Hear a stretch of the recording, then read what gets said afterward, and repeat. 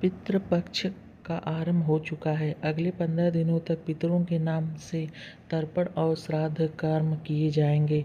दरअसल पितृपक्ष में पितर पितृलोक से धरती पर आते हैं, इसलिए 15 दिनों तक विशेष महत्व रहता है। पितरों का आशीर्वाद प्राप्त करने के लिए पितृपक्ष बहुत ही महत्वपूर्ण समय है।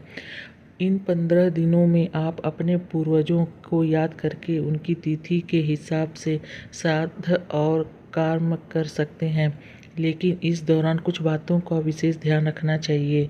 श्राद्ध को लेकर कुछ नियम हैं जिनका पालन जरूर करना चाहिए। यदि श्राद्ध के कार्यों में कोई भूल चूक होती है तो पितरों की नाराजगी का शिकार होना पड़ता है।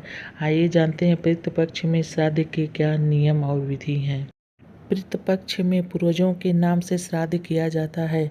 परिवार में जो भी पितृपक्ष का पालन करता है या पितरों का श्राद्ध करता है, उन्हें इस दौरान सिर्फ सात्विक भोजन ही ग्रहण करना चाहिए।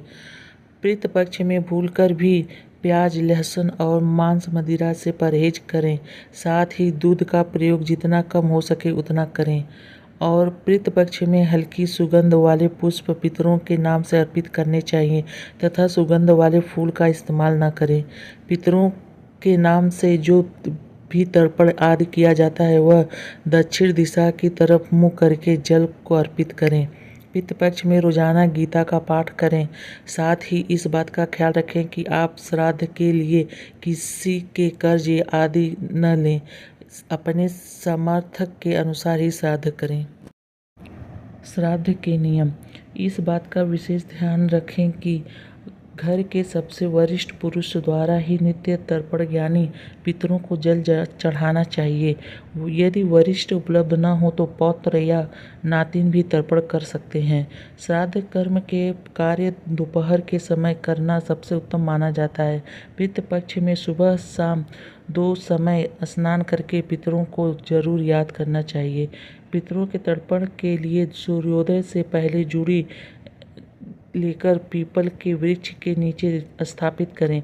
इसके बाद लोटे से थोड़ा गंगा जल, सादा जल और दूध लेकर उसमें बूरा जौ और काले तिल डाल दें।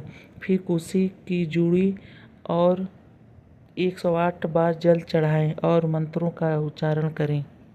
श्राद्ध कर्म के वक्त जब ब्राह्मण को भोजन करवाते समय इस बात का ध्यान रखें कि आप खाने के बर्तन दोनों हाथ से पकड़ कर लाएं। इसके अलावा यह भी नियम है कि ब्राह्मण जब भोजन ग्रहण करें तो मौन रहकर करें, क्योंकि जब ब्राह्मण मौन रहता है तब तक पितर भोजन ग्रहण करते हैं। साथ ही भोजन परोसने वाले को भी मौन रहना चाहिए। पितरों का श्राद्ध सिर्फ अपने ही घर में करें। दूसरों की जमीन पर उनका श्राद्ध भूलकर भी ना करें। श्राद्ध कर्म के कार्यों में ब्राह्मण को भोजन कराने के साथ गाय, कुत्ते और कौवे और चींटियों के लिए भी भोजन जरूर निकालें और उन्हें खिलाएं।